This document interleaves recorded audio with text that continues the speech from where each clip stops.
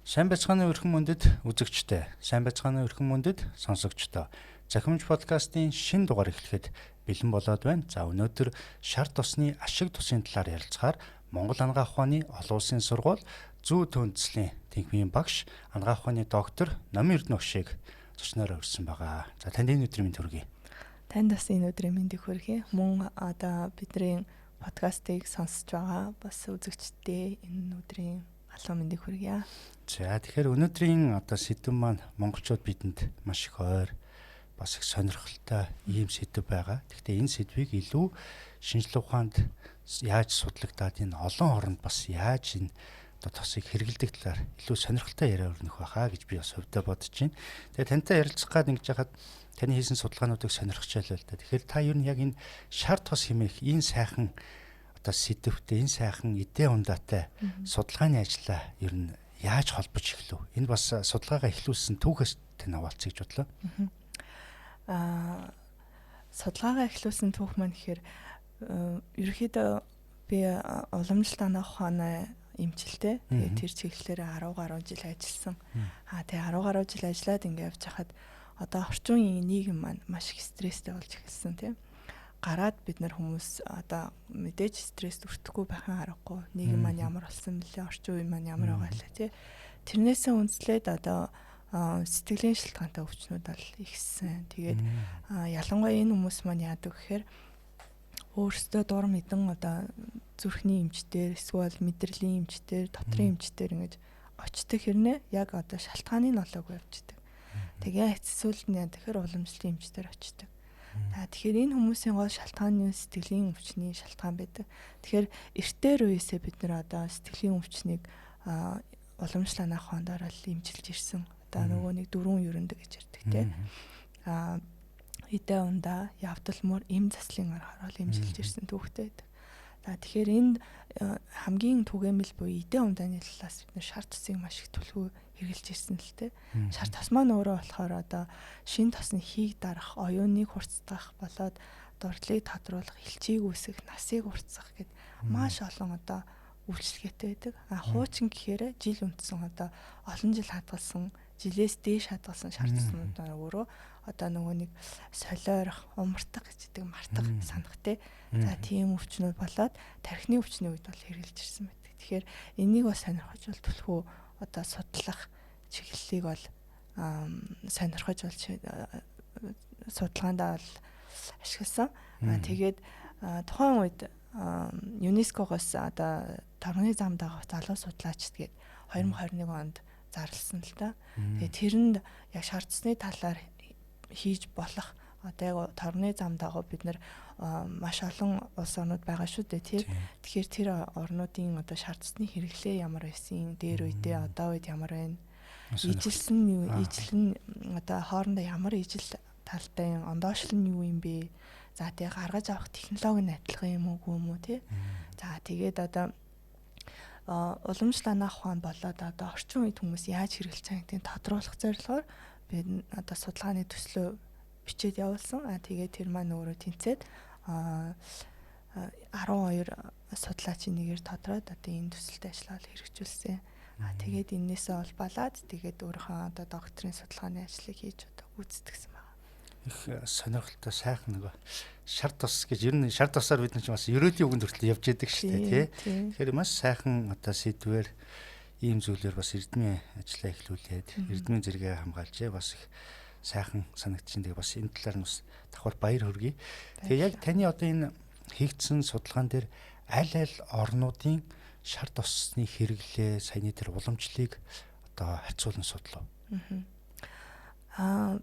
Төсөлт ажлынхаа хүрээнд бид нар Пакистан, Энэтхэг, Киргиз гэдэг Монгол гэдэг одоо яг юм дөрвөн орныхаа судлаачтай хамтарч ажилласан. Энэ орны судлаачид өөрөө яагаад сонгож ажилласан гэхээр өөрсдөө шар тосны одоо судалгааг хийж гүйцэтгэжсэн. Одоо яг Web of Science, PubMed-д одоо бүртгэлтэй сэтгүүлүүдэд хэвлүүлсэн аюу тийм туршлагатай судлаачд байсан л да. Тэрийн өөрсдөө хийсэн судалгаагаар нь уншиж агаад олоод мэйлээр нь харилцаа та ингээд бид нартай хамтарч ажиллах уу. Тэгээд хамтарч ингэж төсөлт ажиллаа хийж гүйцэтгсэн. Тэгэхдээ энэ хүмүүс маань өөрсдөө бид нар хоорондоо ярилцж агаад тусгайлан тийм нөгөө асуумж судалгаанаар боловсруулсан л та одоо шаардсны хэрэглээний талаар. За тэгэхээр энэ хэрэглээний талаар боловсруулаад ингээ асуугаад судлахад ер нь бол шаардцыг хамгийн их хэрэгэлдэг өдөр тутамдаа тогтмол байн одоо тий имийнч байна уу эсвэл эдэн ундаа дээрэс нь одоо эмчилгээний талаар одоо тэр талаар хэрэгэлдэг ард түмэн бол энэтхэгчүүд их бол гарч ирсэн л тий.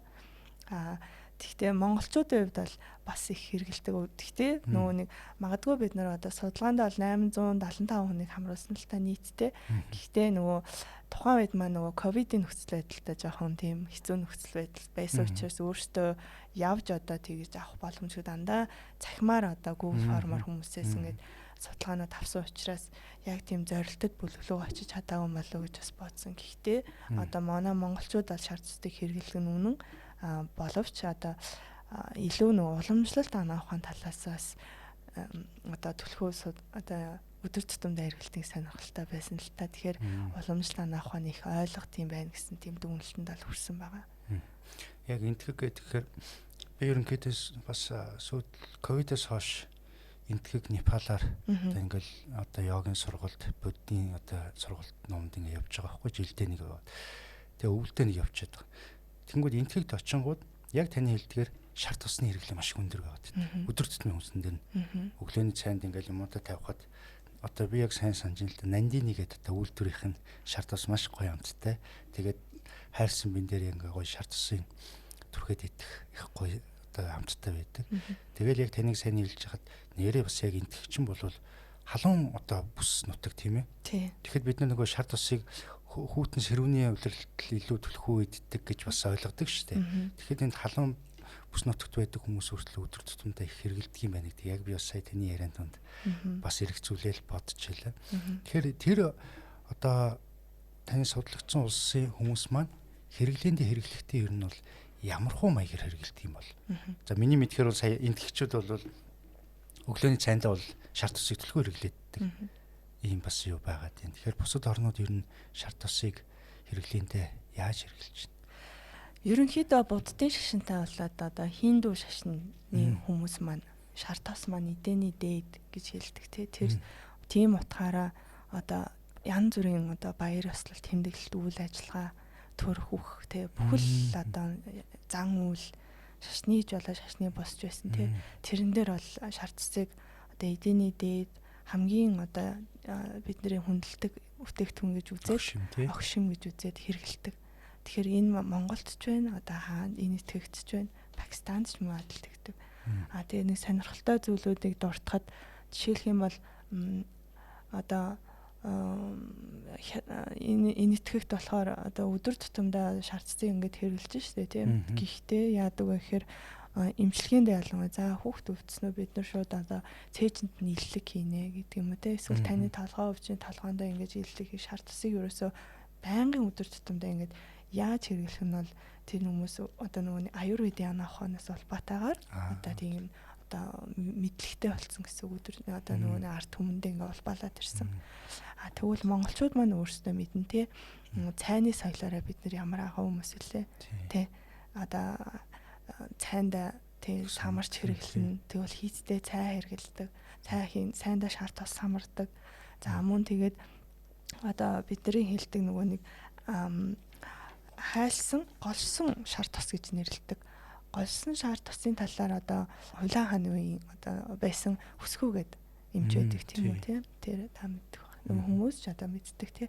Тэр хөсгөө эмчийн одоо бичснээр болохоор голсон шарт тус гэдэг маань хамгийн огтой шимтэй хэсэг гэж үздэг. Тэр нь яадаг вэ гэхээр одоо нөгөө шарт тусыг ингээд тунгалгачуулсан шарт тусыг шаазан юм аймаг тийгээд өвлийн дун өвлийн утанд гадаад хөлдөөчдөг. Хөлдөөгөө дотор нь одоо байдаг. Хөлдөөсний дараа дотор нь ингээд зүсээд ингээ үсгээр дотор нь хөлдөөгүй юм тонголоо байж идэг цэлцгэнсэн байж тэр маань голшин шарт тус гэдэг. Тэр одоо бүх өвчнийг идгээ чадна гэж одоо тэмдэглэлд бичсэн байдаг л та. Эдийн ундааны товчлолтой шүү. Тийм түүх гэдэг домноор тэгж бичсэн байд. За тэгвэл манай Монголын хувьд шаардцыг одоо эртээр үеэсээ ингээд улбаалж ирсэн ариун их туршлага дээр үндэслээд хүмүүс бол маш олон янзаар хэрэгэлдэг. үедээ ундаандаа хэрэгжилж байна. За тэгвэл эмзэлийн тал дээр одоо эмтэнаас уламжлалт ухааны эмчнээс зөвлөд авч хэлбэл одоо илэг маягаар хэрэгэлдэг те тэрийг бас хүмүүс мэднэ. За тэгвэл судалгааны ажлын хамтарч ажилласан Киргиз гэдэг бас орн байна. Киргизийн бас соёл их өвөрмөц санагдчихсэн л да. Одоо бас адилхан яг хинду шин буддын шингүүч гэсэндээ шар цэцэг яадаг гэхээр төрсөн хүүхдийн амдан тусааж өгдөг. Оо бас сонирхолтой. Пакистануудаас амдан тусааж өгдөг. Яагаад тэгэхээр энэ болоо эрч хүчийг тухайн хүний урт наслуулна, эрч хүчтэй байлгана, биеийн бэлтрийн чанга байлгана гэж үзээд одоо амдан тусааж өгч идэг, уруулыг харьцдаг тийм заншилтай юм байлээ. Заамуултай. Тэгээд мөн одоо тэр Киргизийн Манас гэдэг нэг одоо баатар байдаг. Тэр нь манайхаар бол одоо жангар шиг тийм тэр Манас баатар болохоор төрсөн даруйда 3 том сав шар тус идсэн гэдэг тийм туйл хүртэл байт юм лээ. Тэгэхээр ямар их хүчтэй тийм болгодог гэдгийг одоо тэр дурдсан байгаа юм л та. Тэгээ мөн одоо шинэ бэр тухайн айлтаа орохдоо шар тусыг одоо нөхрийнхөө уруулдаа төхрөж хүний сайн сайхны бэлэгдэл цаашаа сайхан амьдрал бүх юмний одоо нэг бэлгшээж одоо ерөөсөн тийм нэг үйл зан үйлс болж орж ийн гэсэн үг л тий. Их сонирхолтой сайхан. Айгуу олон төрлийн. Тий урт наслуулах гэснээс би яг нөгөө бодит кейс танд бас үзэгчтэй нэг ярих гэж бодлоо. 2015 онд Непал бал булсын нийслэл Катмандуд маш том хүчтэй нэг газар хөдлөлт тусч байсан да. Гамшигын хэмжээнд болоод. Тэгээд тэн дээр яг бүр Netflix дээр яг тэр одоо бодит үйл явдлуудыг цаг үеийн байсан кейсүүд дээр ягаад 3 цуврал одоо нэвтрүүлэг баримтат нэвтрүүлэг хийжсэн. Тэгээ тэр нэвтрүүлгийг үзэж хахад нэг залуугийн кейс гарч ирсэн байхгүй. Тэр яасан бэхээр яг нөгөө Катмандуд хот нийслэлтэй ингээд ажилласан газар хөдлсөн барилга нураал ороод ирсэн. Нэг залуу барилганд нурангад дарагдаад ам гарч чадсан. Тэгээ тэр аврагчд бол 5-6 хоногийн дараа тэр залууг гаргаж ирсэн гэж. Тэгээ тэнд бол ерөөсө хөдлөх боломж байхгүй, ус байхгүй, хоол байхгүй, бараг л агаар одоо цэвэр одоо сэлгэж байхгүй байгаа шүү дээ. Тэгээд тэндээс одоо ингээм амьд гарч ичсэн тохиолдол бол маш ховор. Тэгээд сонирхол татчихсан. Тэгсэн тэр залуу яаж ам гарч ирсэн бэ гэсэн. Яг өөрийнх нь одоо ингээд тэн дээр бол 25 фит гарч нэг одоо хэсэг жоохон мөлхөл хүрэх тийм газар байгаа байхгүй. Тэр хүн газарт ингээд нөгөө шилтээ шар тус, сарлагын шар тус байсан ингээд. Тэгэл ерөөсөө аврагчд олон олдол тэрийг л идчихсэн гэж. Тэгэхээр ерөөсөө тэрний ачаар гарч ирсэн гэдэг түүхийг ярьж байгаа байхгүй. Их сонирхолтой. Тэгээд сарлаг гэдэг нь одоо Непалд ч юм болохоор уулын бүс. Тэнд бол одоо Монгол өхөр гэхээс илүүтэйгээр одоо яг тийм сарлагууд л байдаг. Тэгээд тентхийн сарлагын шар тос өөр ингээд нөгөө 8 худалдаанд их явдаг. Аз бол шиг тэр залуугийн байсан барилгын зочид буудал. Тэгээд нөгөө тухайн бүс нутгийн шар тосны 8-ачд одоо тэнд одоо буудалчаад ийш-тийшээ нөгөө шар тосоо худалдаалах гэж ирсэн яг нэг тийм нөхцөл таарад тэр хүн бас нэг азар одоо ингээ амьдрах хувьтай тэгэл олон улстай өөрийнх нь жишээг ярьж ирсэн юм түүх байдаг. Тэгээ яг таны ярьж ирснээр зүгээр тэр кейс төр ингээд бодоход урт наслуулах буюу амь аваарал гараад ирж штэ тийм ээ. Тэгээ бас их сайхан нэг тийм мэдээлэл би сарж ирсэн. Шар тасан маань өөрөө нөгөө үйл орлуулагдах тосны өвчлүүд маш их хэмжээгээр агуулгадчихэдэг. Тэгэхээр нөгөө нэг хүний биеийн тархлаа дэмжиж өгдөг. Тэгээд ялангуяа одоо стресс өртсөн сэтгэл готрлын үед одоо шар цэцэг бүр 2-3 халбыг өвлөө болгон уу гэж тийм зөвлөдөг одоо нөгөө нэг судалгаануудад ингээд хэрэглэхэд тэгэхээр тэр сэтгэл зүйн байдлыг давтартай байлгаж чаддаг. Оо бас сонирхолтой. Тэгэхээр магадгүй тэр бас нөлөөсөн болов уу гэж би бодлоо сайн. Тийм бас байх талтай тийм ээ. Тэр чинь хүн шоконд орж байгаа шүү дээ. Хүн сэтгэл зүйн бие махбод шоконд орж байна. Сэтгэл зүйн тэнцвэржүүлэх, биеийн тэтгэх аль алины үйлдэл байна. Тэгэхээр би одоо яг санаас асуух гэдэг нь ер нь шар тос гэж хоёлаа ингээл зан үйлдэж ороод ийн, ангаа ухаанд ч ороод ийн их одоо олон талын ач тус байгаа. Тэгэхээр энийг мэдээж шинжлэх ухаан дээр ямар одоо орц найрлага байгаа болоод энэ ийм одоо шидтэй гэмээр одоо бүтээгдэхүүн болчих. Энийг судалсан судалгаа хэр үйд юм бол. Шар тос нь өөрөө нөгөө амтлаг амттай уламжлалт ухаанаар амтлаг амттай тэгээд тослог чанартай мөн одоо өөрийнх нь тос эрдэнэ болохоор хүнд мохто шингэн батлаг гэдэг ингээ явцдаг. Тэр маань уламжлалт ухаанд болохоор нөгөөний хийн үндсэн хорин бэлэг чанар дотор байгаа тэдгэрийг одоо тарж өгөх Тийм одоо тус эрдэмтэй гэсэн үг л те. Орчин үед болохоор шар цэцгийг маш хэмжээгээр судалж байгаа. Одоо ямар дотор нь үйлчлэгээ үзүүлэх хүмүүс их хэрэглээд ингээд одоо сайн сайхан амьдраад байгаа, урт наслаад байгаа. Өөр одоо юу вэ нэгдийг судалж байгаа. Тэгээд энэ дээр байхад болохоор ер нь бол шингээлтийг сайжруулж чаддсан байна. Дээр нь одоо өөр одоо хор тавтрын эсрэг үйлчлэгээтэй ферментүүдийг одоо нэг дэмжих. Тэр нь болохоор одоо ялангуяа хөхний хавтар байна, элэгний хавтар.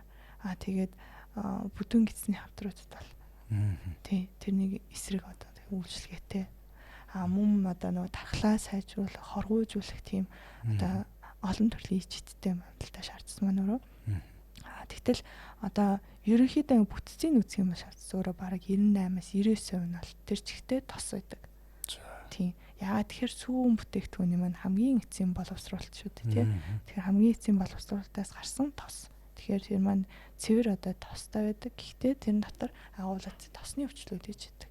Тосны өвчлийн бүрдлүүд гэдэг. Тэрэн дотор одоо за бидний хэлсэн нөө богино гинжит, дунд гинжит, урт гинжит гэдэг тосны өвчлүүд байдаг. Мөн доторноос хансан ханаагүйгээ хуваачна. За тэгээд мөн одоо үл орлогдох тосны өвчлийг ярьж ирсэн тий түрүүн. Дотор нь зарим хүмүүсээс мэддэг байх. Энэ дотор болохоор тосон тусдаг витамин амин дэмүүдээс агуулгадчихдаг. Зөвхөн тос биш байх нь. Тос биш тийм. Тэгэхээр тэрүүгээрээ одоо ичдтэй. Үнд одоо тос зэмтэй. Зөв. Тэгэхээр нэг ийм асуулт гарч магадгүй. Одоо нэг ийм одоо баригдмал үзлэх юм уу яваад байна шүү дээ. Ургамлын гаралтай бол маш сайн. Амьтны гаралтай тос бол ер нь муу шүү гэдэг нэг ийм. Тэгэхээр шар тос гэдэг маань мэдээж мал амьтнаас гарч байгаа, сүүсүн бүтээгдэхүүнээс гарч байгаа, боловсруулаад эцсийн бүтээгдэхүүн гарч иж байна. Гарал үүслийн бодохоор амьтны гаралтай. Тэгээ нэг ерөнхий утгаар нь амьтны гаралтай тос өөх бол зүрх тос судсанд муу гэдэг. Тэгсэн чинь шар тос нь сайн болчихад байдаг. Тэгэхээр энийг бас таад одоо яг ингээд нэг юм эргэлзэж байгаа, сонирхож байгаа хүмүүс энэ тайллыг давхар тайлбарлаж өгч. Яг одоо ингээд физик химийн үзүүлэлт, биохимийн шин чанар тий. Тэгээ тэр үзүүлэлтээс нь үндэслээд хэлэх юм бол одоо далайн амьтны гаралтай эсвэл дотор өөхнөөс үүссэн тос. За тэгвэл одоо амьтны одоо сүүн бүтээгдэхүүнээс гарсан тос эдгээр яг нийлүүлээд амьтны гаралтай тос гэж нэрлэх нь бас өрөөсгөл ойлголт л тоо. Тий. Яагаад гэвэл эн чинь тусдаа одоо гарч ирсэн физик химийн үзүүлэлт тий бусад төрлөөр маш их ялгаатай байдаг. Тэгээд нэг таны саялсанчлан Америкт тэгэхээр амьтны гаралтай тос маш муу хүний зүрх судасны тогтолцоонд ингээд сөрөг нөлөөтэй гэсэн үднээс 1970-аад онд бол хоригдж эхэлчихсэн. Тэрнээс үүдэлтээр тэгвэл зүрх судасны эрсдэл нь одоо Америкт тэгвэл буугаагүй л. Тэгэхээр дан ганцхан ингэж бас хүрээлэх нь одоо тийм тааламжтай биш. Мэдээж хансан ханаагүй тосны харьцаа бол юуны шар цусны хувьд бол нэлийн одоо өндөр байдаг. Хансан тосны өвчлөнд бараг ойролцоогоор 40% таа. Мөн тий ханаагүй нь бол нэг ойролцоо 50-60% таа. Бас өндөр харагдаж. Гэхдээ энэ дотор маань нөгөө тосны өвчлүүд маань ашигтай зүйлүүд маань агуулгадж чинь гэсэн үг л тий. Мэдээж тэгэхээр хүмүүс за хансан тостой юм байна. За тэгвэл ханаагүй тостой байна. Энийг би хийх юм бол ингэн одоо өвдөн тэгнэ гэж бодох нь бол бас өрөөсгөл. Тодорхой хэмжээгээр идлээ. Тэгээд болцоход яг хүнд бол тохиромжтой гэсэн. Мэдээж илүү идвэл хортой. Биеийг өвдгөн. Зөв. Тэгээд яг таны сайн ярин дээр 1970 оноос эхлээд нөгөө Америкт хоолцсон зөвлөмжөндөө өөх тосыг бууруулъя гэдэг зөвлөмж яваад эхэлсэн чинь ерөнхийд нь өөх тосыг л ингээд хэлмэгдүүлж эхэлсэн гэж би бас өвдө боддог. Тэгээд нэг 2000 оны ихээр бол одоо өөх тосыг одоо цагаатглаа шүү дээ. Тэ? Тэгээ ягаад тэгээ хамгийн гол нөгөө Times Tool дээр хүртэл 2010-ад оны үед Иж Баатар буюу цэцгийн тосоо сайн эцгээ гэдэг бүр юм уриалгатай нийтлүүд гарч ирсэн. Тэгээ одоо яг энэ 2010 оноос эхлээд Америкт ямар өвчлүүд илүү нийтээр олон болоод эхэлж өгсөн чинь одоо тарих мэдрэлийн тогтолцооны өвчт тий Альцгеймер, Паркинсон энэ өвчлүүд ингээ нийтээр олшроод эхэлсэн. Тэгээд энийг судлаад үзсэн чинь юу болчихвоо гэдгсэн нөгөө өөх тосоо сайн өөх тосоо идж чадах болцсонтой холбоотой гэдэг. Тэгээ манай биохимийн энэ багш маань талиачлсан багш маань нөгөө тарих өөхөр үлсдгөө гэд нийтлэл бас бичээд тэрийгээ бас надад бас тайлбарлаж өгч ирсэн л да тухай үед. Тэгэхээр нөгөө бидний тархичийн өөрөө энэ өөхөн бүтцтэй тийм ээ. Тэн дундаа нөгөө тархины одоо мэлэн бүрхүүл, мэдрэлийн эсийн мэлэн бүрхүүлүүд бүгд өөхөн бүтсэн бүтц. Тэгэхээр яг нөгөө үндсэн түүхий эдээ хэрэглэхгүй болоод ирэхээр одоо нөгөө дэлхийн нийт одоо их сайдхан Паркинсон, Альцгеймерийн юмнууд ихсдэг юм байна гэсэн би бас юм дүгэлтэнд төрсэн. Тэгэхээр яг та энэ одоо шар тосыг таны түрүү хэлжсэн нөгөө тархи мэдрэлийн тогтолцооны өвчлөлүүдэд ямар ач тус өгж байна. Тэр талаас нь Монголд хийгдсэн болоод таны нөгөө судалгааны өрөөнд хийгдсэн орнуудад хийгдсэн судалгаа хэр байд юм бол. Шар тос маань өөрөө яг бидний саяны хэлсэнчлэн сайн өгч тус гэдэг тий. HDL гэдэг. Тэрийг маань тэрэнд маань сайн нөлөөтэй. Эсвэргээр нь LDL-ийг бууруулж чаддаг. Тийм бүртүүд судалгаанууд хүртэл байгаа. За тэгэхээр шар тосонд одоо богино гинжит гэдэг байгаа. Тэр маань өөрөө бүтерийн тос. Тэр нь тодорхой хэмжээгээр байдаг. Бүтерийн тосыг хэмжээгээр хэрэглүүл хартай. Яг таарсан хэмжээгээр хэрэглэх юм бол маш сайн. Яагаад тэгэхээр бүтерийн тос маань өөрөө нөгөө нэг гидсний ханд очиж байгаа нөгөө нэг T-с гэж байдаг. Тэгээ нөгөө дархлааны системд орлоо. Тэрийг дэмжиж өгч идэг, бэхжүүл өгч идэг, үйлчлэгээтэй. Тэгэхээр дархлаа нь маш сайн оролцдог. Тэгэхээр нөгөө нэг бидний өмнө уламжлалын ахуйн дээр өмнө нь яриад л нөгөө урт наслуулах үйлчлэг маань энэ дээр гарч ирж байгаа гэж ойлгож байна л да. Тийм ээ тий. За тэгээд мөн дунд гинжит тосны өвчлүүд гэж байдаг. Дунд гинжит тосны өвчлүүд маань нөгөө нэг тархины байр харийг шууд нэвтрээд ордог. Тэгэхээр сүүлийн үед бол яг нөгөө өөхцсний солилцооны алдагдлалтай ялангуяа одоо нөгөө чихрийн шижингийн үеийн болоо тураах бэлтгэлүүд эднэрт бол одоо дунд гинжит тосны өвчлүүдийг илүү хэрэглэх нь хүний бие бодисын солилцоонд илүү үр дүнтэй юм ба гэсэн судалгаанууд бол маш их гарч ирж байгаа байхгүй.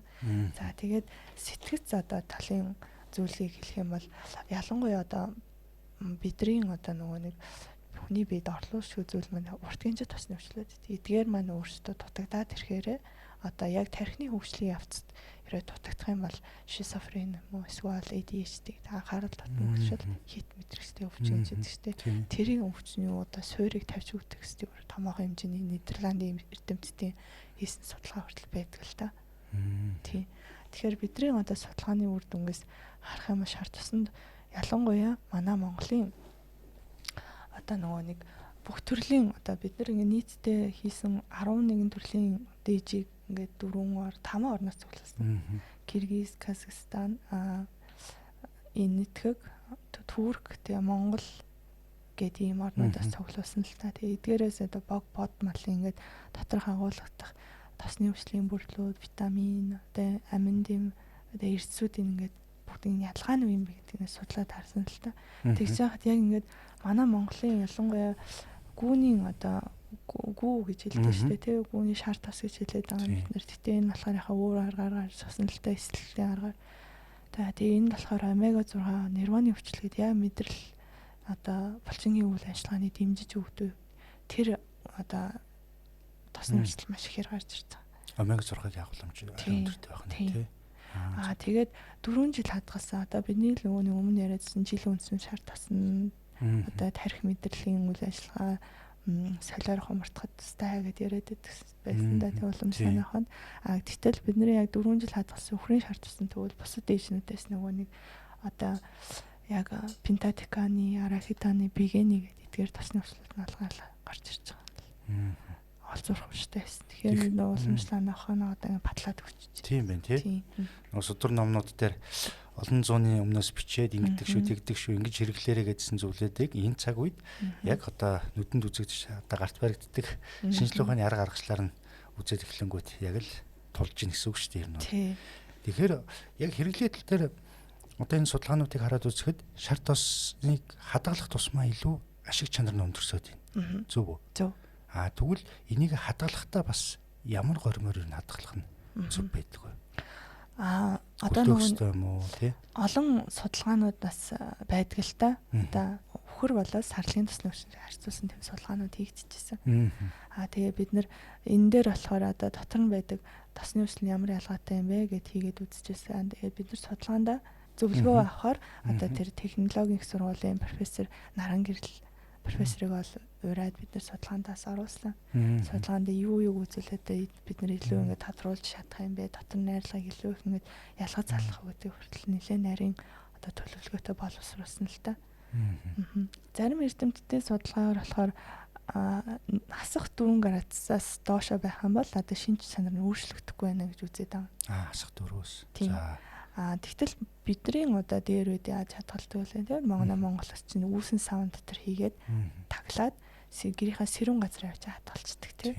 Тэгээд нөгөө нэг сэрүүн гэдэг маань орныхоо доор ингээд хаяан тавиачдаг. Тэр маань өөрөө хэдэн градус байхаар өдөрт ерөнхийдөө л нэг 10-аас 15 градус орчим байгаад байгаа.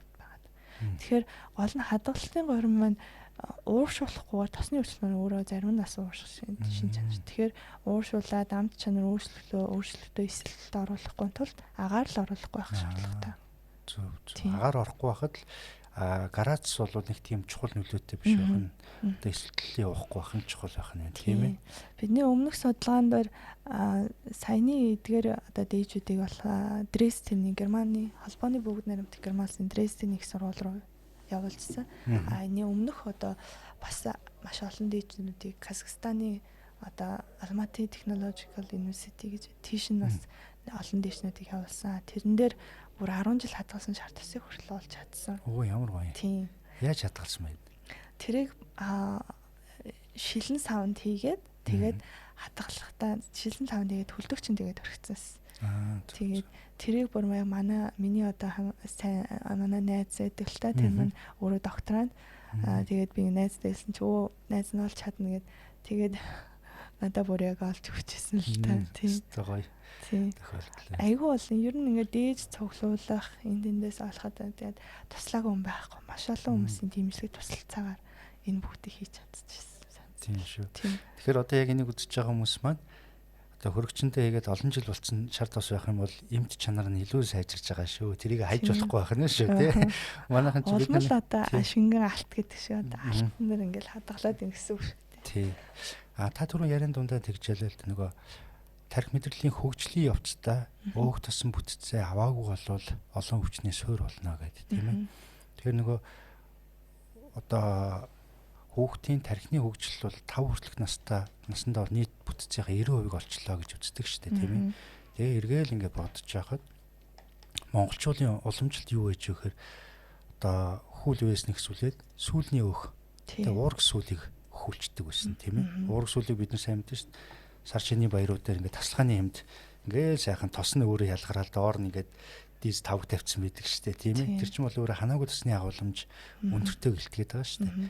Тэгэхээр бидний уламжилт ер нь энэ багаас нь тарих мэдрэлийн тогтолцоог бүтцийн зөв ахуулахын тухайтад одоо тэгж одоо уург сүүлэх хүлдэгч байдаг юм эдийн ундаанд нэм тосны хэрэглээг нь бас гоё дэмжиж өгдөг байсан юм болов. Тиймдээч бидний нөгөө IQ их өндөртэй ард түмэн гэж бүтцээ зөв болоогүй бол яаж ч бодсон тэнд донд хоорондоо мэдээлэл дамжих процесс явахад алсуудал гарна шүү дээ тийм ээ. Тэгэхээр одоо харин бидний одоо бага насны хүүхдүүдийн дунд бол нөгөө процессыг бүгд хэд их боловсруулсан сахарын агуулмж өндөртэй ийм хүнс нь илүү одоо дэлгэрчээд ийнө гэж би хувьд хараад. Тэгэхээр хоёулаа эргээд уламжлалаа бодоод хүүхдүүдийн одоо ирээдүг бодох юм бол та бас зөвлөж ер нь шар тосыг ч үүдг юм энэ тосны хэрэглээг бусад орн бас яаж хэрэглээд ийн гэр бүлүүд хүүхдүүдтэй бас ямар байдлаар хэрэглүүлвэл бас өгстэй байдаг юм бол. Төрүүлээд нэг юм хэлэхэд нөгөө нэг манай Монголын шар цэцэг хүүхдүүд чинь ингээл яг амьдралтай болохоор амар үнэртэй пипа гэж тэгдэг шүү дээ. Тэр маань уул нь бол их одоо сайн юм байгаа юм л та. Манайд одоо ялангуяа торгоны зам дагах ингээд шар цэцэг ингээд судлаад үзэж байхад өөрөө би нөө дээшнүүдийн ингээд судалгааны багтаа нийлээд үзээд үнэртэй ингээд ямар ялгаа байд юм бол боловсруулалттай л бараг адилхан. Гэтэл манайх болохоор тийм хурц өрмөцтэй юм үнэртэй. Тэр маань өөрөө одоо бид нар хэрдэг хураасан өрөм гэж ирдэг тийм хураасан өрмийг цуглуулаа нийлүүлээд баг зэргийн одоо нөө сүүний өвчлийн пробиом өвчлийн өсөлтөд явагдаад гарч ирсэн тэр маань өөрөө юм өвөрмөц үнэрийг ингэж агуулж идэг гэсэн. Тэгээд энэ маань өөрөө идээд ингээд шингээд явхад үзэхээр одоо яг тэр амт чанар чадлын хувьд бол уламжлалын ухаанд яг нөө хийг дарах үсэг нь бол хамт явагдчихийдэг гэсэн үг л дээ. Тэгэхээр энгийн хүмүүстэй за бид нэр өдөр тутамдаа яаж хэрэглэж болох вэ гэхээр ерөөсөө жирэмсний хугацаанд ч тий жирэмсний үед тогтмол одоо шар цэцгийг хэрэглэх нь маш зөв. Гэхдээ тодорхой хэмжээгээр өглөөдөө нэг 5-аас 10 грамм их ч юм уу нэг цайны алба байхад л бид нар өдрийн хэмжээ алах хэрэгтэй. За тэрийгээ тэгвэл цайндаа хэрэглэж болно. Эсвэл одоо хоолндоо эсвэл нэмээд хэрэглэж болж чинь багахан хэмжээний хайлмаг одоо идчихэж болж байгаа тий. Тэгэх юм бол нөгөө ургийн үйл ажиллагаа ургийн одоо тархины үйл ажиллагааг сайн дэмжиж өгч тосороо дамжуулаад тий. Тэгвэл төрсний дараа бас адилхан одоо нөгөө шаардсан бас одоо хөхөл эмхтэй хүмүүс маань хэрэглэж болно тий уугаад хэрэглээс ялангуяа одоо жирэмсний хугацаанд төрсний дараа ер нь их маш их хэрэгтэй уламжлалаар бол хийх нь жирэмсний хугацаанд бас маш их сэрүүднэ гэж ярьдаг. За тэгэхээр бид нар бол шар цэцэг тэгж их зөвлөдөг л дөө. Тэгэх юм бол одоо хүүхдэд маш сайн урагт сайн төрсний дараа тэгвэл бас сайн үйлчлэгээтэй. За тэгээд тодорхой нэг 5-6 сар хүрсний дараа тий одоо уламжлал арга байдаг шүү дээ түрүүний хэлсэн одоо тий сүүлнийхаа яг тэр артлын тэр нэг дотор хэсэг байдаг юм салтгүй хэсгүүд тий баг зэрэг халуусанд дүрс хийгээд хүүхдэд хүлчдэг тий. Тэгэхээр нөгөө сая баг зэрэг халуусанд дүрээд тавна гэдэг нь миний зүгээр ойлголтоор нөгөө ханаагүй тосны өчрүүчийг хэмзэг гэжтэй тийм ээ. Тэгэхээр тэрийг нөгөө задлахгүй гэдэг утгаар нь халуусанд нөгөө тэр бактерийн энгийн ерөөхдөө хүүлэгтүүдийг аваад хүлж байгаа. Тэгэхээр яг нөгөө хэрэгтийн дундаа бас хамаагүй одоо буслагаач гэдэг юм хамаагүй очвол хэрэг задрах эрсдэлтэй гэдэг юм нөгөө нандин одоо найрлагууд маань. Тий. Одоо тосны хүчлүүд маань сүүн дагуулдаг одоо тосны хүчил гэсэн үг шүү тий.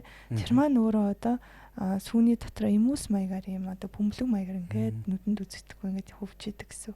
Тэр өөрөө хүний бие ерөөсөө 28-аас 33 градусд одоо юу яадаг хайлтдаг гэсэн. Зөв. Тэр хүний биеийн температураас бага байгаа. Тийм байна. Тэгэхээр одоо ерөөсөө маш амархан задрах эрсдэлтэй л гэсэн үг л тий. Тэгэхээр нөгөө нэг бидний тэр хэлдэг сүүний тос одоо энэ тос шаардсан маань өөрөө эзний дараа хүний бид ерөөсөө 96-аас 98% задардаг. Задраад бүх газар ингэ шингээд одоо алга болдог гэсэн. Тэгэхээр одоо маш имзгэл гэсэн. Яг үнэ. Тэгээд нөгөө би бас нөгөө сүүсүн бүтээгдэхүүнтэй холбоотой подкаст ярилцлага хийж хахад одоо Хөдөлмөрийн Баатар Дамжин профессортэй ярилцчихсан. Тэгэхэд хуучин бол хөгсчүүл адуунд арах гэж байгаа мал арах гэж байгаа хүмүүстэй тийм ээ. Эдэр өс эхэлсэн үед шаган жинээс шар тас үлхүүлэл гарахад өдрийнхөө хөлийг дараад тий одоо дулаан үсгээд ингэ явдаг. Тэгэхээр яг тэр бол таны сайн хэлдгээр 28-аас 33 градус буюу биеийн хэмээс бага хэмд одоо дулаан задраа дулаан үсгэж штэ хэлч тий. Одоо бид нар чи яагаад ямааны мах тос өгч ингээд одоо зарцчаад байдаг вөхөр чин тэр маш өндөр хэмд задардаг нөгөө хандсан тосны хүчил ихтэй болохоор тэгээд нь шүү дээ тийм ээ. Тэгэхээр бас энэ дээр яг нөгөө шар тосны ашиг тус ялгаа бас харагдаад байгаа гэж би бас бодлоо. Тэгээд нөгөө одоо хоёлоо буцаад шар тосны хувьд бол үнэхээр уламжлалт тал дээрээч тэр орчин цагийн судалгаа тал дээрээч тэр шидтэй үнэхээр шимтэй огшимэм гэдгийг талаас нь одоо нотолж байна. За тэгвэл одоо хоёлоо яг нөгөө хэрэглээ тал руугаа одоо төлхөө ярилцъя гэж бодод. Тэр нь бол илүү клиник талтай. Та бүдэрний яриа хамгийн эхлээд нөгөө психоос хамаадаг буюу сэтгэлийн шалтгаанд биеийн одоо өвчлөлүүд гэж хэлээд байна тийм ээ. Одоо орчин цагчин бол маш их олон сэтгэл зүйн асуудлууд байна. Тэгээд ирэхээр л эмчээ ингээл цээжээр хөндрүүлээд ах юм. Ингээд нэг яваад ах энэ зүрхүү гэл. За зүрхнээс эхлэх амжилтыг хийлгэх нь биохимийн тусны шинжилгээ энүүд өгнө. Олигтой юм гардаггүй. За цаашлаа мэдрэлийн эмчтэр очоо. Мэдрэлийн төлөв юм байх шиг байна. Ингээд мэдрэлээр очихоор яг бүтцийн болоо үйл ажиллагааны юм байдаггүй. Тэгсэн мөртлөө өвчлөл зовөр ихсээд жил дамжир тусмаа хүндрээд ингээ яваад идэг. Ийм өвчлөлт хүмүүс их байдаг юм байна. Ихч болоод байгаа юм байна. Тэгэхээр яг таны судалгаатай энэ одоо зүйл дээр ер нь энэ өвчин ер нь ямар өвчин, яаж үүсээд идгийг уламжлалгаа хондлоор одоо тэр эдийн ундаа явдал мөр тэ эм засал талаасаа энийг идгэх боломжууд нь хэр байна. Энэ талаар хоёул ярилцъя гэж бодож байна. Уламжлалаа ухаанаар одоо яг энэ өвчнийг маань одоо 3 махбодын тэнцвэр алдагдах. Нэрээ ярьдаг нэг хий шар бадган тий. За тэгээ шаналл гэдэг маань стресс эхэлж байгаа орчин үед. Шаналл тэгээ хор тэгээ ад дон гэдэг эдгээр зүйлүүдээс шалтгаалаад одоо энэ өвчнийг үүсдэг гэж үздэг. Тэгвэл орчин үед юу гэхээр одоо орчин үеэр тайлбарлах юм бол энэ маань өөрөө удамшлын шалтгаантай байж болно. За эсвэл хүний нөгөө нэг хүрээлэн боорчны сэтгэл зүйн онцлог гэж одоо ковидоос шалтгаалсан тий. Одоо орчин тойрон тий нийгмийн үйл ажиллагаа ямар өөрчлөлттэй тий. Мөн одоо танин мэдэх үйл ажиллагааны өөрчлөлт гэж болно. Эсвэл стрессрийн шинж чанар өргөжлөх хугацаа гэдэг. Одоо нэг хүн стресс авчлаа гэж одоо зарим хүмүүс хаалга мартаа авчдаг тий. Зарим хүмүүс бодоол идэх хүн шүнжин өдөр чинь унтахтаа бодоод тэгээ нойргүй болоод ингээд үргэлжлүүлдэг. Тэгэхээр тэр маань өөрсдөө хувийн онцлогоос шалтгаалж ийн гэсэн үг л тий. За тэгэхээр эдгээрт маань одоо уламжлалт ахуйн түрүү хэлсэнчлэн идэ ундаа явдал мөр эмзэслийн талаас эмчилгээ хийжсэн. Тэгэхээр энэ судалгаанд бид нар судалгааны баг маань зөв эмчилгээг одоо ямар үр дүн үзүүлэх нь бид нар одоо орчин үед судалгааны хүмүүс бол маш их хийгдэж байгаа. За тэгэхээр ерөнхий эмчилгээний аргуудыг бол одоо зөндөө аргууд байгаа. Одоо яг стандарт эмчилгээ гэх юм бол одоо яг 3 цагт сэтгцийн эмнүүдийг бол өгдөг. За тэгээд танин мэдхүүн төрхүүлийн одоо эмчилгээ гэж хэлдэг те сэтгэл зүйн эмчилгээг бол хэрэгэлдэг. Тэгээд нөгөөх нь одоо өөр ихээр уламжлалын хатлаас нөгөө зөв эмчилгээ хийж болно, барайцлаараа хийж болно. Тэгээд бас нөгөө шашин шүтгэхтэй нуйлт бол бясалгал хийлгэж болдог. За ийм судалгаанууд бол одоо хийгдэж одоо цаашаа бол явагдаж байгаа. Гэхдээ энэ онцлог нь юу гэхээр эдгээр хүмүүс маань өөрийнхөө одоо сэтгэл зүгээс болоод өвдсөн гэдгийг хизээч одоо боддгоо. Тайлбарлсан ч тийм сайн хүлээж авдаггүй тэр онцлогтой л доо. Одоо тэгэл нэг юм зүрх өвдөд байна, миний цээж өвдөд байна, ходоод ингээд хоол шингэхгүй байна, ам гашуу оргоод идэг, ходоод өвдөд байна, эсвэл заримдаа гүйлгчийн энэ миний нойр булчирхай юм болов уу гэдэг. Эсвэл одоо ингээд бэлгийн эрхтний талаас зовир илэрдэг. Эсвэл энэ тэнд өвдөөл гэдэг тийм нэг зовиртэй. Тэгээд ингээл тодорхой шаардлагагүй шинжилгээнүүд өгөөл янз бүрийн эмчтэр өөрөө очиж сонгож үзүүлээл ингээл явагддаг. Тэгээд нөгөө эмч маань өөрөө эмчилгээ ингээд бичээд өгөхөөр тэрийг нь уухгүй хайчдаг. Тэр эмч надад таалагдаагүй ч гэдэм үү. Эсвэл одоо хувийн өнцгөөс нь авч үздэг гэсэн үг л дээ. Тэгтээ гол шалтгаан нь өөрөө сэтгэлийн өвчин байдаг. Тийм онцлогтой. Тэгэхээр энэ одоо яг өвчнөөр өвдөж байгаа хүмүүс онцлог нь өөрөө сэтгэлийн хувьд их тийм онцлогтой байгаа юм зөв. Одоо тэр төрөлхөө өрөмж чанараараа ч байдаг юм уу тий. Аливаа ямиг илүү гүн гүнзгий хүлээгээ авчдаг, илүү эмзэглэлчдэг ч гэдэг юм уу, илүү ургуулan бодох тий энэ дүрээд ургуулад ингээ бодох. Тэрнээс хамаарат одоо өөрөө өөрийгөө өвдгөөд ийн гэж ойлгож болох. Яг нь сэтгцийн шинжилгээ ухаанд болохоор эго хөгжих явцтай болохоор баг зэргийн одоо трама авах юм уу эсвэл одоо стресс өртгснөөс одоо сүүлд ингэж үүсдэг гэж үздэг. Ялангуяа 20 наснаас хойшоо одоо эдгээр шинж тэмдгүүд нь илэрдэг гэсэн үг л дээ. Өмнө нь болохоор стерийн өвчнөд одоо хамаа тулж үзээд авчирсан сүүлд бол нөгөө Пол Брикет ялангуяа одоо Sigmund Freud гэдэг шүү дээ. Тэдгээр хүмүүс одоо алдартай хүмүүс маань яг ингэ системчлээ таймлаад энэ бол яг сэтгэлийн гаралтай одоо өвчин биеийн одоо өвчлөөр илэрч байна гэдэг бол бүр яг тодорхой болгож өгсөн байна. Тийм. Их сонирхолтой шүү. Ер нь энэ сэтгцийн эмгэгүүдийг сонирхоод явахаар их өөр ертөнц болоо явчихдаг. Тийм. Тэгээ нөгөө би бас танд болоод үзэгчтэй бас дахиад нэг юм энийг нөгөө ярьсных энэ сэтгцийн өвчтэй холбоотой нэг кейсийн талаар ярих гэж бодлоо л доо. Намайг их яриад ингэж бас үзэгч сонсогч маань зэмлэж магадгүй гэхдээ бас хэлчихье гэж бодлоо. Яг тэгэхээр цагаанхөө мэдрэлийн цагаанхөө профессор маань биднэрт хичээл орж байхад лекц орж байхад бас ийм эмгэгийн талаар ярьж ирсэн. Одоо яг одоо бид нэг халтар царайд кинон дээр ярих юм бол Королегийн дүр шүү дээ, тийм ээ. Одоо бүтцийн хувьд өөрчлөлт орохгүй мөртлөө гинт сэтгэлийн цочрол авангууд тэр хүн ярьж чадгаа болчдөг, тийм ээ. Ярьж чадахгүй ингээл нүдний эргэлдээд идэх нэг тийм дүрийг бол манай үзэгчд сайн мэдж байгаа. Тэр бол нөгөө сэтгцийн хувьд бол нэг юм блок үүсчихэд шүү дээ. Өөрөө ярих гэсэн ч ярьж болохгүй нэг юм блок үүс. Яг тэрнтэй адилхан өөрт нэг юм хүн үзүүлж ирсэн байгаа. Ерөөс ярьж чадгаа болцсон. Тэгээ багш тэр хоёр нэлээд олон имчилгээ хийгээд за үр дүн гарахгүй ч за багш бол ерөөсөө эхлээд ингэж ойлгуулсан. За хоёулангийн чинь одоо сүүлийн энэ бол эмчилгээ. Одоо өөрөө чинь бол энэ эмчилгээг хийхэд эхлээд нөгөө суур өгдлүүдийг эхлээд сайн ойлгуулсан байна. За яг эмчилгээ хийгээл тариа хийн. Тэгэхэд биеэр чи ингээл халууд үгээл эхлэх юм бол яг энэ бол эмчилгээ өгж гинэ, үр дүнгээ өгч гин та төд удалгүй ярьж эхэлнэ гэдэг ийм одоо алгоритмыг тархинд нь далд ухамсарт нь эхлээд шингээж өгсөн байна. Тэгээд тэр хүн ч гэсэн ихтгэл үнэмшлийн хувьд бол одоо хүлээг авчих нь шүү дээ. Далд ухамсарын төвшөндөө. Тэгээд багш ямар эмчилгээ хийсэн бэхээр кальц улраад л тарьсан. Кальц улраад мэдээж хүн ингээд тариал одоо цэцлэр өгөхөд биер нь хамаг биер нь ингээд халууд үгээл эхэлж шүү дээ. Тэгэхээр яг тэн дээр нөгөө далд ухамсар тэр мэдрэмж авч байгаа шүү дээ, халууд өгч байгаа. Тэнгүүд тэндээсээ эмчилгээ үр дүнтэй болж байна гэдгийг тэр цаана блоклогчод исэн зүйлийг ингээд амирлуулад тэгээ наан одоо ярьж чадахгүй байсан зүйл нь хэвийн болоод ингээд үр дүнгээ өгчсэн гэдэг.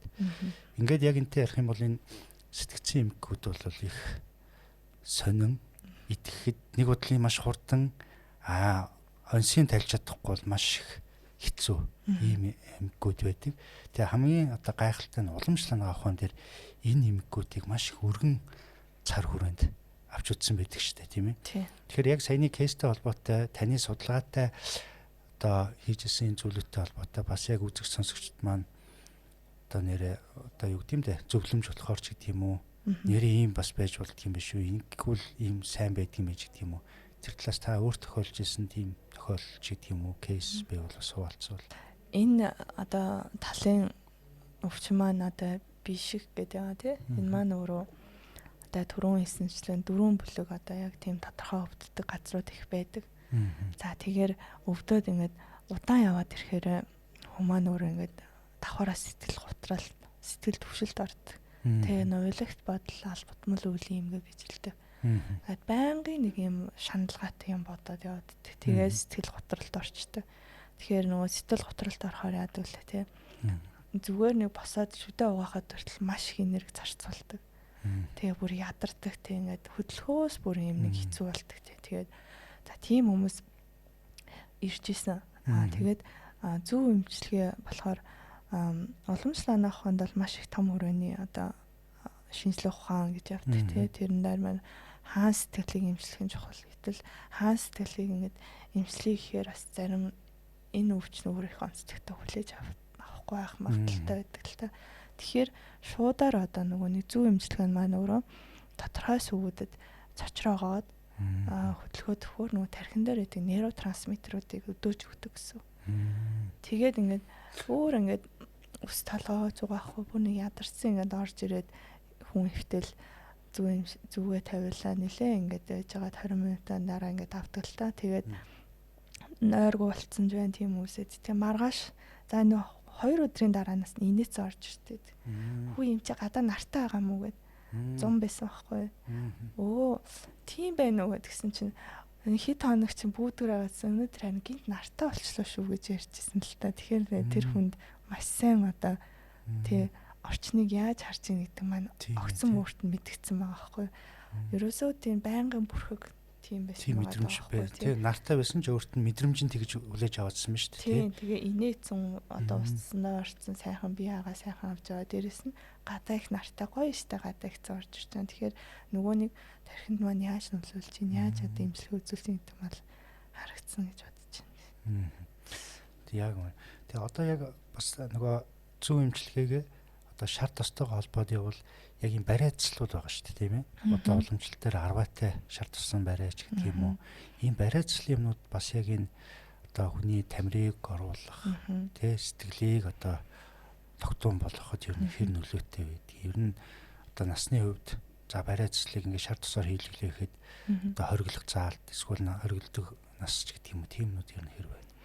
Ер нь бол гайгүй. Яагаад тэгэхээр одоо уламжлал ахуйны эмчтэр очиж суцаа хариулахад ер нь мэдэгдэн хэд хэрэгсэн махамл заавал шаардстай барай хийдэг. Тэгжиж хийгийн дараа зарим өвчнүүдийн хувьд болохоор эмчилгээ эхлэхээс өмнө сайн дарж өгч байгаа дараагийн эмчилгээнүүдийг явуулдаг. Тэгэхээр дараа нь нөгөө нэг идэгрэлт болоод буцаж одоо өвчнөний урхаг сэтэрхээс сэргийдэг гэсэн үг л дээ.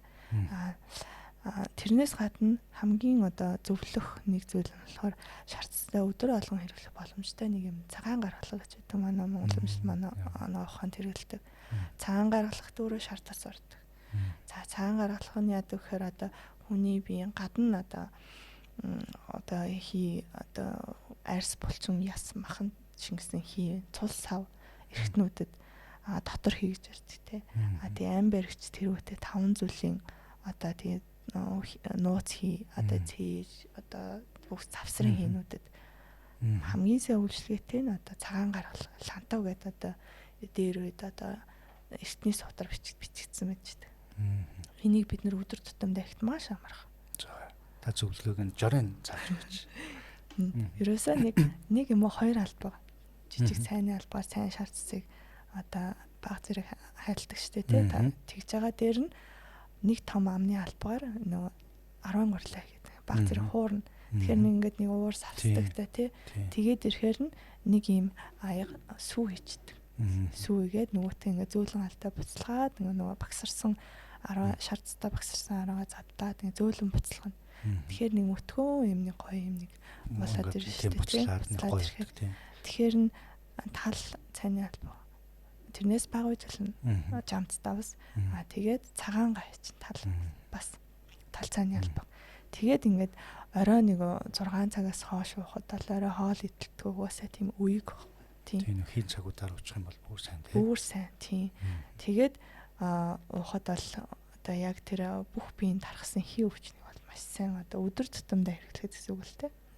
Тэгэхэд бол боломжтой. Гэхдээ мэдээж удаан хэрэглэхгүй нэг яг курс болох юм бол нэг 5-аас 3-аас 5 удаа яг хэрэглээд тэгэл зогсооч. Ядангуяа нөгөө завсрын улирал гэж хэлдэг.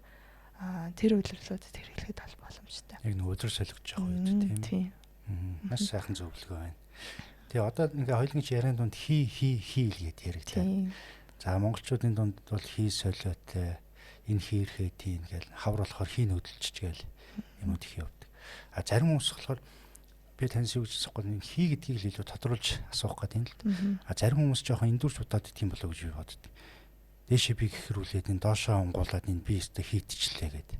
Зүгээр нэг гарч байгаа газ хий гэж ойлгоод байгаа шүү. Тэгэхээр энэ хүний биеэс сүгээр гараад байгаа газыг буюу одоо тэр юу хий гэж хэлэх гээд юм уу? Эсвэл хий гэдэг маань арай өөр сэтгэлтэй холбогдож байгаа. Өөр одоо судлагдах нэг хэлээд нөө. Энэ маань одоо өөр судлагдах нь л та. Одоо яг хүний бие махбодд байдаг зайлшгүй байх ёстой нөгөө нэг 3 махбод хий шар батгана гэж ярьдаг. Тэр 3 махбодын маань л нэг нь гэсэн. Ерөөсөө нөгөө нэг шарыгаа батганыгаа хөдөлгөөд явж идэг гэсэн. Тэр маань нийлээд цаашаагаа хаашаагаа очдог гэхээр зүрхтэй, тархитай хамгийн судлаатай холбогдож идэг. Тийм. Тэгэхээр одоо орчин үед хүмүүс маань хийрхэд хий ихчлээ гэхээр хамгийн ихний одоо шинж тэмдэг ямар хуу шинж тэмдэг одоо байх вэ гэхээр одоо юмнаас их цочмтгой болох айх. Тэгээд оройд нь нойр хүрхгүй байх тийм. За эдгээр шинж тэмдэг маань хамгийн ихний одоо хэрэгж байгаагийн шинж тэмдэг гэсэн. Тийм. Тэгээд ирэх юм бол ер нь бол хий харивтаад эхэлж шүү. Хийж байна гэсэн. Аливаа өвчний суурь маань өөрөө энэ 3 махбод байна гэдэг. Гэхдээ хөдлөөд эсэргээрээ дүр урах юм бол бас өвчин үүсгдэг гэсэн. Тэгэхээр тэнцвэртэй байдлыг одоо уламжлалт ухааны эмчнэр байнга одоо тэнцвэртэй байхыг бол хичээдэг гэсэн эмчилгээнд. Энгийн нөхцөлд одоо ингээд дөнгөж одоо хий одоо тэнцвэр алдагдаад хий харивтаад ирж байгаа энэ үед эдийн хондоо явдал мөрөөрөө тэнцвэржүүлэх энгийн одоо жорууд зөвлөмжүүдээс одоо тайлбарлаж өгөөч. Төрөний хэлсэнчлэн нөгөө нэг хийн бэлэг чанарууд гэдэг хөнгөн хөлбрөнгөө тийм одоо шинж чанар байд. Тэрийг маань дарж өгдөг маань ерөөсөө тослог эдийн ундаанууд байдаг л та. Тэгэхээр тослог шимтэй эдийн ундаа бүлээн чанартай одоо за шаардсыг одоо сайн гэдгийг сайн тайлбарчлаа тий. Тэгвэл хоньны мах маш сайн байдаг. Нөгөө хоньны мах өөрөө бүлээн чанартай амтлаг амттай хийг дарах үйлчлэгтэй байдаг. Тэгээ мөн да битүү шүлнүүд ээж болно тийм үү. Тэгвэл одоо шүлтэй бууз ээж болно тийм. Дотор нь одоо шүл айронтэй тийм. Битүү хоолнууд ялангуяа хий өвчний маш их дарддаг л та. Тэгээ нэг сонирхолтой зүйл хэлэхэд бас нөгөө толгой хий өвчнүүдэд бид нар 6 сайн гэж имийг дотор нь үзэн дотор одоо толгой хийж байгаа 6 сая юм хийж байгаа битүү чанаад одоо толгой хий харивцсан одоо тийм бүр нойрг болоо тархин одоо харуултын дараа ч юм уу тийм хүмүүст л өгтөлтөө тийм тусгай готлогоо дэмжлэг байдаг. Битүү чансны дараа тэр нөө 6 сая юмтайгаа ингээд гарсан шүлгийг нэг уулгадаг. Тэгээ маш их хөлрөн. Тэгээд нөгөө нэг хоньны толгойнхаа ирүүний ясын ирүүн дээр нь одоо дээр нэг бүгд ингээд газрууд нь дулаан жин тавьж аваад боогоод битүү ингэж хөлрүүлдэг. Тим имжлэг бол маш үр дүнтэй байдаг. Бид нар хамтарч ажилласан улсуудаас ингээд та нар одоо эмчилгээндээ яаж хэрэглэдэг шар цэцэг ингэж одоо ялан стрессийн шалтгаантай, сэтгцийн шалтгаантай өвчнөд хэрэглэдэг үү гэдэг аль одоо судлаач нар асуусан л та. Тэгсэн Перс Арабын анагаах гэж үү. Тийм унаны тип. Унаны. Тийм. Тэрэн дээр хаким гэдэг эмч эртээр үдээс эмчлэхээр яг юм толгой нь одоо мөрнөөс дээш өвчин гэл тэрэнд аль бүх төрлийн өвчин мэдээж байна тийм. Одоо толгой өвдөх, толгой эрэх, эсвэл мартаж санах, тэгээ солио өвчнүүд, дээрэс нь одоо нөгөө мөрний мэдрэл өвлөө гарлаад амжиж өвддөг. За тэгээ эдгээр өвчнүүдэд шар тустай одоо хойны мөнхрийн одоо тосыг ингэж нийлүүлж сайн чанжаагаад шүлийн бол амхын нийлүүлдэг гэсэн чинь тэгэхээр маш үр дүнтэй байсан гэж ярьд юм л. За тэгэхээр аюурведын анааханд бол одоо толгойн өвчнүүдэд насиа гэдэг имчилгээтэй allocation treatment тэрэн дээр мөн адилхан одоо халуун цэцэг зөвхөн одоо газар тавхан дээр нь ингээл тусаал гэдэг тийм ээ. Тийм давтамжтайгаар ингээд тусаадаг имчилгээнүүд байна. Эсвэл одоо давтамжтайгаар 7 хоногийн турш зөвхөн тосуулгадаг имчилгээ бас байдаг. Тэгэхээр одоо стрессийг бууруулж чаддаг гэж үздэг. Ялангуяа өвлөн дээр нь 2-3 албаг шар цэцэг байн гуулгаад ингээд явц. Тэгэхээр зөвхөн тосны хэрэглээ байгаад хаа нөгөө төрөөнөөс үүсэхгүй үл даадаг. Өдөржингөө яах ч тийм байдаг. Тийм имчилгээнээс сонин төрлөөд бас уламжлалаа нөхөн бас хэрэгжилсэн байна. Тийм шүү. Түрүүний готл имчилгээ бол ер нь дэлхийд ер нь ховор баг байхгүй баг. Монгол одоо үндсэн брэнд юм да. Тийм брэнд. Маш үр дүнтэй. Маш үр дүнтэй. Тий. Тэгэхэд таны хэлдэг тэр 6 одоо юм гэдэг бол бас Монгол дургадаг ургамлуудаа хийж өгч байгаа шүү дээ, тийм ээ. Тийм. Ингээд үзэхээр яг л Монгол хөрсөнд, Монгол шимтэй, Монгол хүн таарсан. За дээрэс нь одоо энэ цаг үед Монгол хүмүүст хамгийн их тохиолдолд байгаа сэтгэлийн шалтгаантын биеийн өвчлүүд дээр одоо үр дүнгээ өгөх эмчилгээний талаар бас битээр ярьлаа. Би бас тэр нөгөө хий дарах юмд дээр ер нь шимийн архийг баг зэрэг бүлээсгээд одоо шар тос хөвүүлээд уухыг бас хүмүүс зөвлөдөг л дөө. Тэгээ уламжлалгаа ухаан дээр бас энэний одоо онлын үндэслэл одоо бас одоо зөвлөмжүүдийг юу гэж авч үздэг вэ? Та тэр талаас нь бас гой тайлбарлаж өгөөч. За нөгөө нэг шимийн арх маань өөрөө архины төрөлтөд орчиж байгаа юм л та. Тэгээд шимийн арх. Гэхдээ яг хөө тэрийг маань шар цэцгийг одоо илүү хүчжүүлж гэсэн үг л дээ. Тийм. Шар цэц маань өөрөө нөгөөний хий дарах үсгээтэй гэлж баг зэрэг халаагаад ингээд уучгаар нөгөө нэг яг тэрний хийс нөхсөний бүглэрсэн эсгүүдийн бүгдийг нь онгойлгоод өгч чинь л гэсэн. Одоо энгийнээр тайлбарлаад хэлэх юм бол. Тийм. Зөв. Тэгэхээр бол нөгөө уламжлалт дээр бас нөгөө архин эмийн төрөлч гэж бас ярьдаг тийм ээ. Тэгэхээр нөгөө тостой нь холбоод ингээд илүү хүчжүүлээд ингээд гэхдээ эмийг тохируулж хэрэгтэй тийм ээ. Тий. Бага насны хүүхдэд бас шимийн архитай тааруулахаас тохиромжгүй тий. Тэгэхээр миний хувьд бол төрөөнөөс нь цагаан гаргалгаа гэдэг тий. Тэгэхээр хүүхдэд нойрон дамуу байгаа хүүхдүүд эсвэл нэг одоо бидний таблет утасны хэрэглээ ямар болчихсон нэлээ яа. Одоо энгийн үе даалгаврын хүртэл одоо захимаар өгч юм чи бид нэр харахгүй шүү дээ тий. Одоо хэлэхээс байгаа. Тэгэхээр одоо мэдрэлийн ядаргаанд ороод байгаа тийм хүүхдүүдтэй бол цагаан гаргалгаа хийгээд өгчих хэрэгтэй.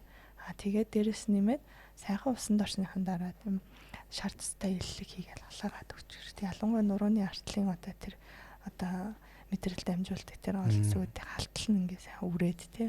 Тэгээд хүзүүнээс нь олон уулзах хүртэл ингээ сайхан халуун үрээд өгчвөл хүүхд маш сайхан тавираад байна. Тэгээд дөрөв толтой нийлүүлээ. Яг үнэ. Энэ энгийн юм шиг бөгөөд энэ үр дүнтэй аргыг бид нэр өдөр тутамдаа хэрэглүүлээд дадчих юм бол яг өнөөдөр энэ ханиа томооны дэгдэлт их явж штэ тийм ээ. Хүүхд их хүндэрч байна. За ингээ өвдөж байна. Эцэг их болоод гэр бүлийн наандчлууд ингээд аль нэг нь гэртээ суун. цалин мөнгө нь багасна. Тийм Ими хэрэглээ ингээл яхад хөнгөн туслаа гэхэд 100 200 мянгаар им авч байна. Хүн туслаа гэхэд 500 саяас дээш имчилгээ гэл ингээ явж байна. Тэгэхээр эдийн засгийн бодсон ч гэсэн уг нь маш хямд төсөр аргаар үр дүнтэй олон мянган жил одоо ингээд ирсэн. Энэ уламжлалаа бид нэр ерөөсөө мартаж болохгүй маа л гэдгийг бас хэлмээр санагдаад байна л да. Тэгэхээр бас та бүхний хийсэн судалгаа бол энэ уламжлалыг тодтогж гаргаж ирж байгаа, баталж гаргаж ирж байгаа одоо ийм ач тустай судалгаа байна л гэж би бас бодоод байна л да. Ер нь бол нэг яг нөгөө зарим орчин үед одоо хүмүүсийг үүсэхгүй шаардсны үнэр айгүй хэцүү байдаг гэдэг хэлсээрдэг штэ. За тэр нь үнэхээр одоо үнэр нь одоо тийм саргайг байгаад байгаа юм бол өөрсдөө бас цэвэршүүлээ гаргаж болно. Англиар бол clarified butter гэж хэлдэг шүү дээ. Нөгөө гаднаас аваад одоо тослог өндөртэй одоо маслууд байгаа шүү дээ. Масл гэж хэлдэг тийм 70% дээшээгаа тийм тослогтой маслыг өөртөө зөөлөн хар дээр хайлахад дээр аяндаа нөгөө тосны ялгараа тэрийг аваад хэрэглэхэд л хангалттай болно л. Тийм тэр өөрөө үнэр багтай тэгээд ингээд өдөр юунд хэрэглэх боломжтой. Гэрээ нөхцөл одоо шар тусаа гаргаж явах, үнэргүй шар тусаа гаргаж явах одоо саяны арга байлаа ш. Тэгэхээр энэ бол яг нөгөө эмч чанар бол яг л адилхан. Адилхан. Хэрвээ үнэр оруулах юм бол дээр нь одоо амин тосноосоо нэмчиж болж байгаа. Эсвэл дуртай үнэрээ ингээд дээр нь оруулаад нэмчиж болно.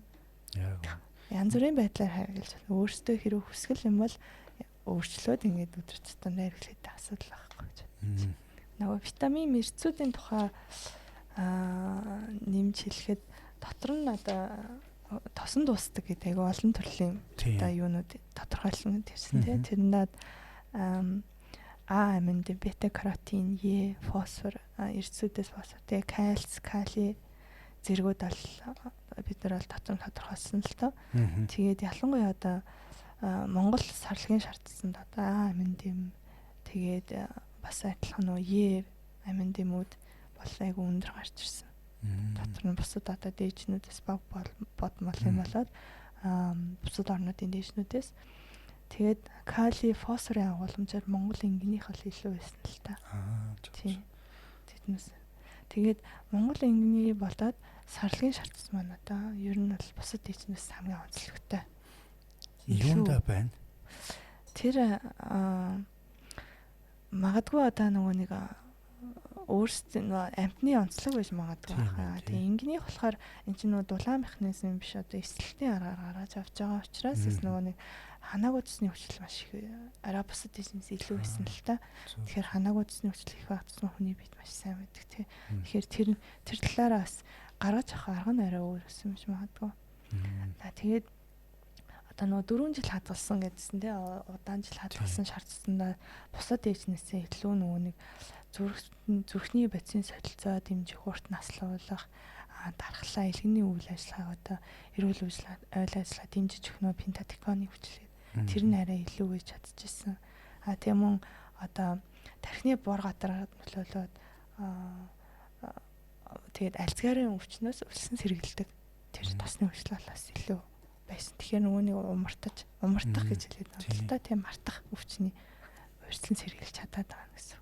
Тэгэхээр энэ маань одоо бид нэр баян хэрэглээ нөгөө нэг түрүүн хэлсэндээ удаан хэрэглэсэн маа хүн одоо эрүү саруулаад сэрэг байж чадах нэ.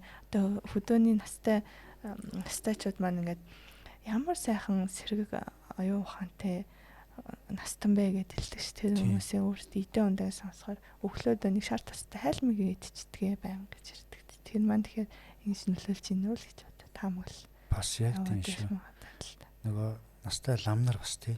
Ном юмуд нь чийжэнд нь бэж яадаг, толгой тархин сэрэг байдаг. Тэгээд идэ ундааг нь аваад өчгөр нөгөө хурал дээр манц цав барихад нь шар тустай бэрээсүүд өгдөг тий. Ингээ шар тусны хэрэглээ байнга явж яадаг шүү. Тэгэхээр нөгөө өндөр хөгжилтэй гэж үзээд байгаа Америкт бол одоо энэ мартаж санах зөнөх өвчин гэдэг чинь их болчлоо. Гэтэл хөгжиж байгаа орн биднэрт бол энэ хөгжилтэй орны одоо энэ зовлонг амсахгүйгээр өөрсдөө одоо эрүүл урт наслах ийм одоо шидэж орууд нь бидний яг хажууд ингээ байна. Энийг л ерөөс марч болохгүй шүү. Байнга өдөр тутмынхаа хэрэглээнд яаж энийхээ ач тусыг одоо мэдээсэй гэдэг үднэр энэ сэдвийг сонгоо тантай сайхан ярилцж байна л да.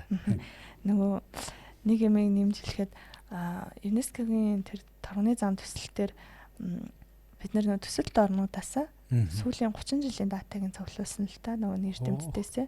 Ялангуяа одоо нөгөө нэг сэтгцийн өвчний тал дээр танаа одоо улс яг ямархуу дататай байна гэдгийг асуусан. Одоо тэр Пакистан, Индийг байна, Киргиз гэдэг улсууд тэ Монголыг харьцуулсан тэгсэн чинь одоо яг л хамгийн өндөр үзүүлэлттэй газрууд маань Америк байгаад идэг. Одоо bipolar тэ нэг хоёр туйлд сэтгэл готрол сэтгэл төвшил. За тэдгээр өвчнөд тэгтэл төсөлт орнууд маань тэрнээс бүр 5-10 дахин бага үзүүлэлттэй гарч ирсэн. Тэгсэн нөгөө нэг хэрэглээг нь гэсэн бид нэр тодруулж сууж хахад ерөөсөө хүмүүсийн 70-аас 90% нь шарт цэцгийг байнга хэрэглэдэг байгаад байгаа байхгүй. Тийм. Тэгэхээр энэ маань магадгүй нөлөөсөн байх магадлалтай гэж үзэж байна. Гэхдээ дараагийн шатны мэдээж одоо тийм судалгаанууд бол энэ шаардлагатай. Бид нар зүгээр яг дата цуглуулж үзээд энэ нас ийм нөлөөлдөг юм болов уу гэж одоо тийм харьцуулж үзсэн. Мөн шарт бас хэрэгжилж исэн хүмүүс дээр одоо судалгаа дээр одоо амьдралын чанарын асуумжийг бас асуудал л да. SF36 гэдэг тэрэн дээр тэр чин дотроо нөгөө нэг physical, mental health гэдэг дотроо ингээд аягүй тоолн садалдаг 8 төрлөөр салдаг. Тэгтэл тэрэн дээр mental health гэдэг одоо эрүүл мэндийн тал дээр шаардлагаас хэрэгэлдэг хүмүүс харьцангуй доктортой байх жишээ нь тийм одоо үр дүн гарч ирчихсэн. Тэгэхээр одоо тэр бүх нотлогоо судалгааг одоо олж мэдсэний дараа хэрэглэх шийдвэр гаргана гэхээс илүү хэрэглээл явж хахад та хөссөн хүсээгүй тэр олон юмнуудаас өөрийгөө сэргийлээл ингээ явж явах нэ гэдгийг л ойлголт бас гарч ирээд юм л да тий.